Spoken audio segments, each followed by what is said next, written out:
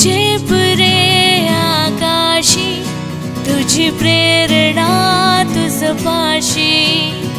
युवा प्रेरणा, युवा प्रेरणा, युवा प्रेरणा, युवा प्रेरणा, युवा प्रेरणा, युवा प्रेरणा.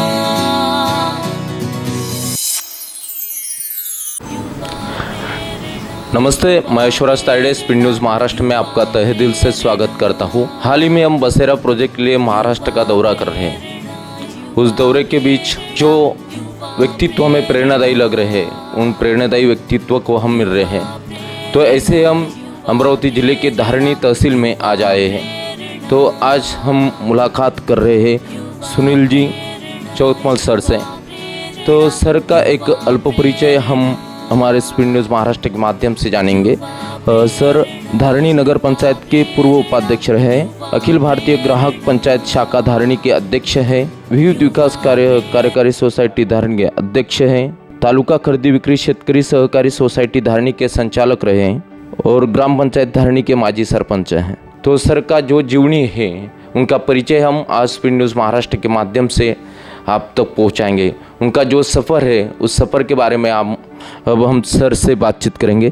सर, आपका परिचय आपके माध्यम से हम हमारे दर्शकों को देना चाहते हैं।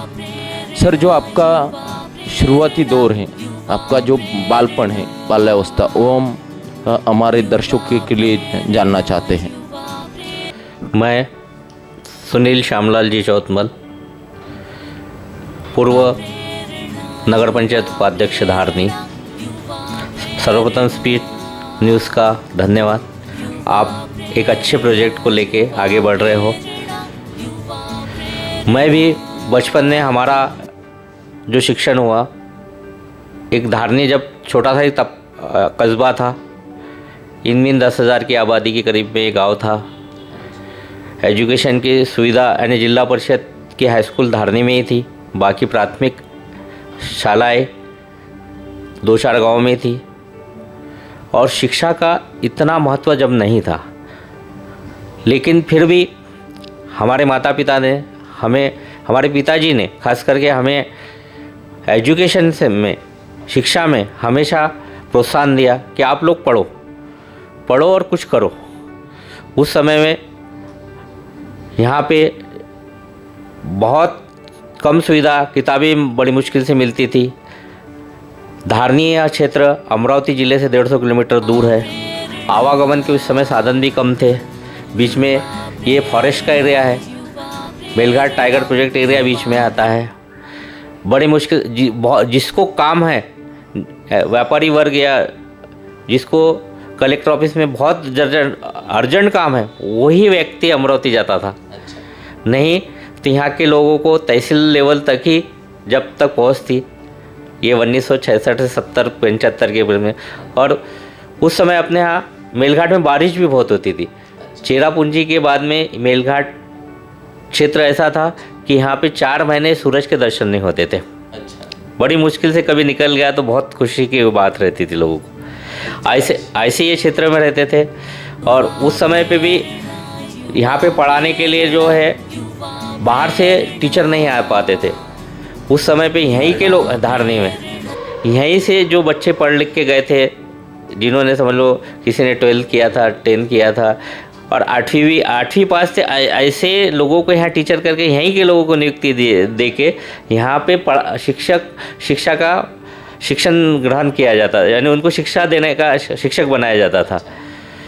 तो ऐसी परिस्थिति में हम लोग यहाँ पढ़े हैं और हमारे पिताजी का हमेशा सहयोग रहा है।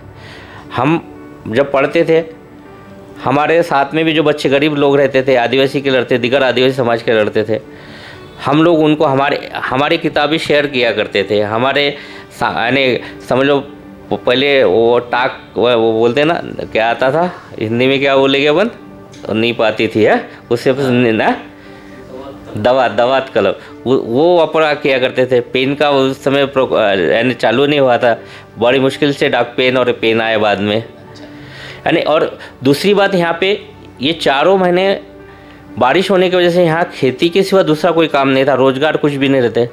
इसलिए जो गरीब आदमी रहता था उसके बच्चे बड़ी मुश्किल से पढ़ा पाते थे। सर हम जानना चाहेंगे आपके परिवार की पार्श्वभूमि।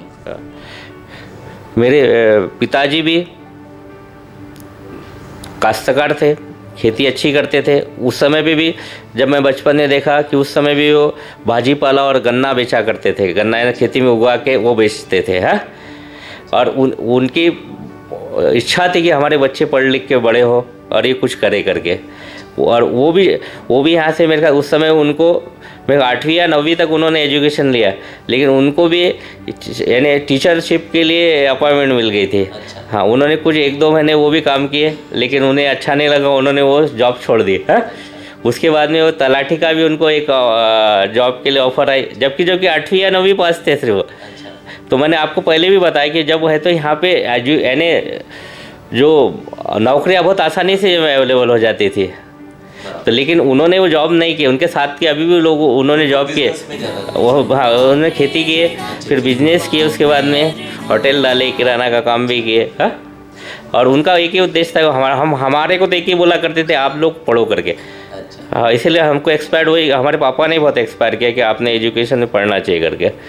लेकिन सर आज जब हम देखते हैं तो बहुत से लोग जो है वो गवर्नमेंट जॉब के लिए भाग दौड़ करते हैं, लेकिन बिजनेस और खेती के ऊपर फोकस नहीं करते। उनके लिए आप क्या कहेंगे? नहीं, मैं तो बोलता कि देखो, नौकरी करने के बजाय नौकरी देने वाले बनो। नौकरी अपन क्रिएट करो, पर लोगों को रोजगार दो। अभी हमारे यहाँ भी हमारे बच्चा BE करके आया है, इसको जॉब मिल रही थी, लेकिन हमने बोला कि तू यहीं आ जा, तू यहाँ काम कर, तो 50 लोगों को रोजगार अपन यहीं देंगे करके। तो अपनी इच्छा ये है कि, और ये उद्देश्य रहना ही चाहिए कि अभी हर आदमी को तो गवर्नमेंट जॉब नहीं मिल सकती, लेकिन अब अपने बलबूते पे लोगों को जॉब दे सकते। सर आप क्या जो शुरुआती शिक्षा है वो धारणी से हुई, उसके बाद आपने ग्रेजुएशन कहाँ से किया? फिर मैंने वैसे तो 10th तक तो मैं यहीं था। 10th में यहाँ पे मिलघाट टॉपर रहा मैं। हाँ, पहले से 9वीं तक मेरे को 99% तक मार्क्स रहे। वैसे भी फिर आप टॉपर थे, तो आपके दिल में बाद में ऐसा ख्याल नहीं आया मैं गवर्नमेंट जॉब करूं? नहीं, उस समय तो देखो जॉब का कुछ 10वीं तक तो ऐसा कुछ नहीं था। उसके बाद में पापा ने मेरे को बोले कि तेरे को पहले 11-12 करने के लिए बाहर जाना है। उन्होंने एक्सपायर करके मुझे अमरावती में एडमिशन दिला, बियानी कॉलेज में। उस समय अमरावती का टॉप का कॉलेज था, और अभी भी 11-12 के लिए टॉप का कॉलेज है, वहीं पे मेरी एडमिशन हुई। लेकिन 12th में जब मैं आया वहाँ पे, तो मेरे उस समय पीरियड में तबीयत ख़राब हुई, तो मैं उस बार एग्ज़ाम दे नहीं पाया 12 का। हाँ, तो रिटर्न घर पे आने के बाद में, अब यहाँ कॉलेज BA और BCom था, कला और वाणिज्य के कॉलेज था। साइंस कॉलेज यहाँ धारनी में पहले नहीं था। तो यहाँ ग्रेजुएशन BCom से किया। फिर मैंने 12th यहाँ पे, मेरे बड़े भैया थे, वो भी कॉमर्स में थे। वो बोले तो एक काम कर, वहाँ तेरे को वातावरण सूट नहीं हो रहा है, तो यहीं कॉमर्स में एडमिशन ले ले। तो यहाँ से कॉमर्स में एडमिशन लेके मैंने यहाँ BCom किया, और BCom भी मैंने फर्स्ट क्लास में किया। अच्छा। हाँ, डिग्री फर्स्ट क्लास की थी, 12th भी फर्स्ट क्लास में था मेरा। हाँ। सर आपका जो राजकीय सफ़र है वो कैसे शुरू हुआ? हाँ, जब मैं समझ लो 12वीं क्लास में यहाँ पे कॉलेज में एडमिशन लिया मैंने, उस समय मेरे बड़े भैया भी मेरे साथ यानी 1 साल आगे थे, 2 साल आगे थे। मेरा 1 साल ख़राब हो गया, उसको एक गैप होने के, नहीं तो वैसे 2 साल आगे थे। तो वो यहाँ वसंतराव नायक महाविद्यालय में कॉमर्स में वो भी थे, तो वो यहाँ NSY के लीडर थे, NSY तालुका अध्यक्ष थे। और वो यहाँ विद्यार्थी चळवळ में NSY की तरफ से वो यहाँ के कॉलेज इलेक्शन को कंडक्ट किया करते थे। वो जिस साल मैं आया उसी साल वो गैदरिंग सेक्रेटरी करके भी चुन के आए थे। है? और वो खुद ही एक पैनल चलाते थे पहले। तो वो उनके साथ में मेरे को जुड़ने के बाद में, वो 1 साल के बाद में मेरे को उन्होंने आगे कर दिया वहाँ पे। तो मैंने NSY नहीं चलाया, मेरा एक खुद का सेपरेट पैनल चालू किया, स्टूडेंट पैनल करके ऑर्गेनाइज किया यहाँ पे। और उससे फिर मैंने यहाँ इलेक्शन लड़वाया यहाँ पे। और लोगों की इलेक्शन लड़वाने के पीछे ये थी कि हमारे यहाँ पे उस पीरियड में कॉलेज में बहुत कम व्यवस्थाएँ थी, सुविधा नहीं थी। ठाटर के रूम्स में कॉलेज चला करता था उस पीरियड में। यानी इतनी ख़राब परिस्थिति। लेकिन उस समय झगड़ के यहाँ पे 2 बार धारनी हमने बंद करवाए। हाँ कि भाई ये एजुकेशन में हमारे को सुविधा नहीं मिल रही करके। मीन्स कॉलेज जीवन से आपको राजकीय क्षेत्र में और सामाजिक क्षेत्र में रुचि रही। हाँ ठीक, क्योंकि पापा भी यहाँ ग्राम पंचायत में उस समय इलेक्शन लड़ा करते थे। उस समय पहली बार चुन के आए थे जब सदस्य थे। लेकिन 1984 के बाद में वो 8 से 10 साल तक धारनी ग्राम पंचायत के सरपंच रह चुके। अच्छा। 10 साल पिताजी धारनी ग्राम पंचायत के सरपंच थे, तो उस वक्त आप उन्हें कुछ मदद करते थे? उस समय तो समझ लो मैं कॉलेज में था, तो मैं तो अपना जो ये काम था ये तो चल ही रहा था। लेकिन उनके साथ में रह रहे कि हम वो राजकीय जो भी है नॉलेज उन्हीं से प्राप्त हुआ हमें। उस समय यहाँ पे रामू पटेल साहब करके कांग्रेस की तरफ से विधायक थे, वो वन मंत्री भी बने। ये सारे लोगों का घर को आना जाना रहता था। हाँ, तो वो उसमें एक तो कॉलेज लाइफ में हम लोगों का जो इंटरेस्ट तो ले ही रहे थे, और ये ज़्यादा का प्लस नॉलेज इधर का मिल रहा था। तो ये नॉलेज मिलने की वजह से हम लोगों को भी राजकीय नॉलेज अच्छा आ गया उसमें। सर लेकिन जब हमने धारनी क्षेत्र शहर में जो इन्फॉर्मेशन इकट्ठा की, तो उसमें आप राजकारण कम और समाजकारण ज़्यादा करते हैं। तो आपने कोरोना के दौर में बहुत लोगों की हेल्प की, उस बारे में भी हम जानना चाहते हैं। हाँ, जैसे ही पहले कोरोना का काल शुरू हुआ और लॉकडाउन डिक्लेयर हो गया, गरीब लोगों को रोज़गार नहीं रहने के खाना मिलना, रोज़गार मिलना, पैसे ख़त्म हो गए उनके पास में। तो हमने सबसे पहला एक ही काम किया। हमने वर्तमान पत्र जब चालू थे, हमने यहाँ पे लोगों को अनाउंस भी किया कि भाई जो भी आदमी किसी कारणवश उसके पास में खाने के लिए कोई साधन सामग्री नहीं है, वो आदमी भूखा नहीं रहेगा। वो हमने कॉन्टेक्ट नंबर दिए थे और उनको बोला गया था कि धारनी में कोई आदमी भूखा सोएगा नहीं करके। आप कभी भी कांटेक्ट करेंगे, हम आपको फूड पैकेट्स वगैरह लेके आप घर तक पहुंच जाएंगे करके। सिर्फ आपको हमको 1-2 घंटे पहले मैसेज मिलना चाहिए करके। और ऐसे हमने हमारे कुछ लोगों को गांव में, हमारे धारनी में भी लोगों को लगा दिया था कि भाई कौन से एरिया में कहाँ लोगों को तकलीफ़ है, अनाज की कहाँ वाटअप करना है। हमने लोगों को अनाज का भी वाटअप किए। इवन हमने बाहर से, हमारे कुछ मित्र मंडली थे, उनके यहाँ भाजी पाले का प्रोडक्ट होता था।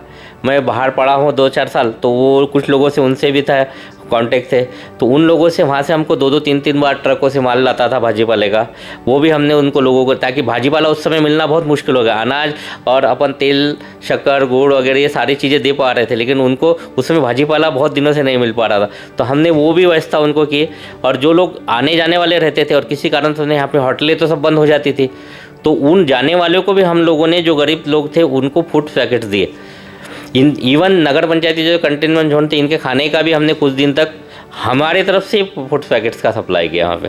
हाँ। सर ये जो आपका शुरुआती दौर है ज़िंदगी का, उसके बाद कॉलेज ज़िंदगी, उसके बाद पारिवारिक जिम्मेदारी, ये सारा जो सफ़र है, इस सफ़र में आपको कुछ कठिनाई होंगी, तो उसके बारे में क्या कहेंगे?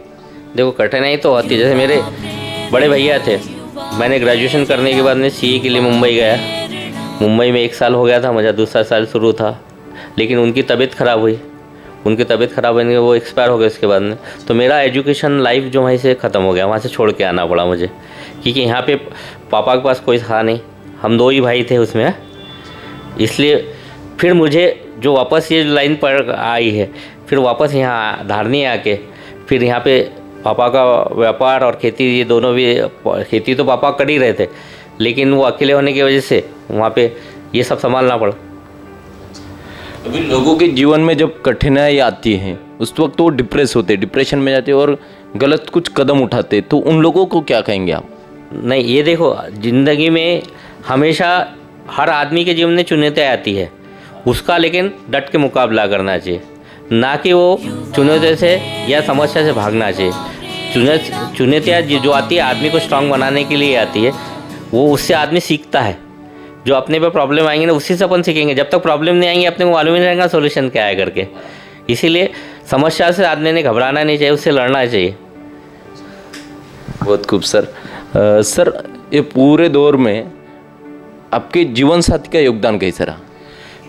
मेरी जीवन संगिनी का योगदान बहुत ही अच्छा रहा। मुझे कभी किसी बात का इंटरफेयर नहीं किए, और बल्कि आपको रोका नहीं कभी कि ये मत करो? नहीं करना चाहिए, क्योंकि मेरी पत्नी के घर का वातावरण भी राजकीय रहने की वजह से, उनके भी पापा सरपंच रहे, वो जनपद अध्यक्ष रहे, उनकी मम्मी भी सरपंच रही गांव के अंदर, तो उन्हें भी ये पता था कि क्या यानी टाइम बे टाइम, जैसा का आदमी राजकीय क्षेत्र में या सामाजिक क्षेत्र में रहता है तो उसको टाइम कब आएगा, आदमी कब जाएगा, इसकी कोई गारंटी नहीं रहती। इसीलिए ये प्रॉब्लम नहीं करनी। तो अगर जो समझ नहीं पाते थे वो बात में, नहीं तो छोटी छोटी बातों में तकरारें होती थी कि आदमी बे टाइम आता है करके, तो ये बात नहीं हो पाई मेरे पास। हमारे चैनल के माध्यम से आप आपके जीवन साथी को क्या कहना चाहेंगे? देखो, वो जैसे मुझे मोटिवेट करते हैं, अपने बच्चों को भी उन्होंने मोटिवेट किया, वैसे मेरा तो उनको कहना कि ये सामाजिक क्षेत्र में वो भी अपना योगदान दे। हाँ। उनको थैंक्स, आपकी ज़िंदगी में ऐसी कुछ घटनाएं होंगी, उसके लिए आपको उनको थैंक्स बोलना होगा, और ऐसी कुछ बातें होंगी उसके लिए उनको सॉरी कहना होगा। तो ऐसी कौन सी चीज़ है जिस चीज़ के लिए आप उनके थैंक यू बोलेंगे? देखो, थैंक्स तो इसलिए कि उन्होंने कभी हमें टोका नहीं किसी बात के लिए, और कभी किसी बात में अपन नर्वस रहे या कुछ बात रहे तो अपने को एक्सपायर ही करते रहे कि क्या प्रॉब्लम है करके। उन्होंने यही बोला कि ठीक है, कोई प्रॉब्लम आई दूर हो जाएगी करके, इसलिए उनको थैंक्स तो देना ही पड़ेगा। बहुत खूब सर। सर, आजकल लोग शिक्षा लेते हैं, लेकिन शिक्षा लेने के बावजूद भी अच्छा सा कुछ काम नहीं कर पाते हैं और सब दोष शिक्षा को देते हैं। तो आप शिक्षा के प्रति आप क्या संदेश देना चाहते हैं? देखो, एक शिक्षा अपने को सही मार्ग दिखाने का एक रास्ता है। शिक्षा को दोष नहीं दे सकते। शिक्षा तो हमें हमेशा अच्छी चीज़ें सिखाती। शिक्षा में कभी ये दिखाया गया कि आप चोरी करो, डाका डालो या कुछ गलत काम करो, मर्डर करो। शिक्षा ये बोलती है क्या किसी को ये नहीं बोलेगी। शिक्षा तो यही बोलेगी आप लोग सही राह पे नियम और कायदे से चलो। बाबा साहेब आम्बेडकर ने क्या बोला था कि शिक्षा ये वाघिनीचे दूध है, ये जो पिएगा वो डरकाठी फोड़ेगा ही करके। तो ये नॉलेज आने के बाद में आदमी बोलेगा ही ना। हाँ, तो इससे नुकसान नहीं होगा, हर आदमी को इससे फ़ायदा ही होगा शिक्षा से। और ये शिक्षा जो है हर आदमी को मिलना चाहिए, हर तबके के आदमी को मिलना चाहिए, हर गरीब बच्चे को मिलना चाहिए। ये उसका अधिकार है और ये अधिकार उसे मिलना चाहिए। ये उसके लिए शासन प्रयास कर रही है, संस्थाएं प्रयास कर रही है, और अपन सामाजिक लोगों ने भी इसके तरफ प्रयास करना चाहिए। हमारा जैसा मेलघाट का ये गरीब तबका है, यहाँ का आदिवासी भाई काश्तकार है या मजदूर है, वो किसी कारणवश अपने बच्चों को स्कूल में नहीं भेज पाता है। उसकी आर्थिक परिस्थिति नहीं रहती, उसकी इच्छा रहती भेजने की, लेकिन किसी कारण से उसको घर को, किसी को आदमी को घर को रहने के लिए बच्चे को छोड़ के जाता कि तो घर को रहे, मैं मजदूरी करके आता, वो कारणवश उसको स्कूल में नहीं जा पाता। उसे समझाना पड़ेगा कि भाई तुम ये बच्चों को स्कूल में भेजो, ये बड़ा होगा तो आपकी दशा बदलेगी, दिशा बदलेगी। इसीलिए हर बच्चे को आज शिक्षा ग्रहण करना बहुत ज़रूरी है। शिक्षा के बगैर आगे कोई तरक्की नहीं कर पाएगा, ये आज की परिस्थिति है। जैसे जिंदगी जीते वक्त आदमी को रोटी, पैसा, कपड़े, मकान, इन चीज़ों की ज़रूरत रहती है, वैसे ही शिक्षा की ज़रूरत रहती है। उतनी अहमियत शिक्षा की अपनी ज़िंदगी में है। सर, आखिर में आप क्या संदेश देना चाहेंगे युवा पीढ़ी को? मैं युवा पीढ़ी को तो ये कहूँगा कि भाई आप लोग जो है एक अच्छा शिक्षण ग्रहण, आपको जिसमें रुचि है, ऐसा नहीं कहना चाहता कि आप डॉक्टर ही बने, इंजीनियर बने। आपको जो चीज़ में ऐसा लगता है कि मैं आर्ट क्षेत्र में मुझे एक्टिंग बहुत आती है, गाने का क्षेत्र है, गाने में है, फिर अपने दूसरी बातें अपन जैसे ड्राइविंग के क्षेत्र में ड्राइविंग है, तो ऐसी जो अलग अलग फील्ड है अपनी जिसमें अलग स्कोप रहता। आपको एक ही यानी आज लोगों का रुझान क्या रहता है, डॉक्टरिंग, इंजीनियरिंग, वकील, ये फील्ड को ज़्यादा नॉलेज देते। लेकिन वो छोड़ के भी जैसे बीएससी में एग्रीकल्चर है, आप खेती भी बहुत अच्छी तरह से कर सकते हैं, यानी एजुकेशन करने के बाद में खेती की तरफ भी जा सकते हो। तो ये और पढ़ लिख के आप है तो एक अपना खुद का बिजनेस बना के लोगों को भी रोज़गार भी दे सकते हो। तो आप है तो युवाओं को मेरा ये कहना है कि आपको जिस चीज़ में रुचि है उस चीज़ के अंदर आप जाइए, और आप लोगों को नौकरी के पीछे भागने के बजाय नौकरियाँ खुद निर्माण करो अपन, और 10 लोगों को आप रोजगार दो। बहुत खूब सर। आप स्पीड न्यूज़ महाराष्ट्र के साथ जुड़े। हम स्पीड न्यूज़ महाराष्ट्र की तरफ से आपको तहे दिल से शुक्रिया अदा करते हैं। धन्यवाद। Thank you. गर्जा महाराष्ट्र, छत्रपतींचा Maharashtra, speed news Maharashtra, speed news Maharashtra. Digital युगाचे निर्भीड माध्यम स्पीड न्यूज महाराष्ट्र।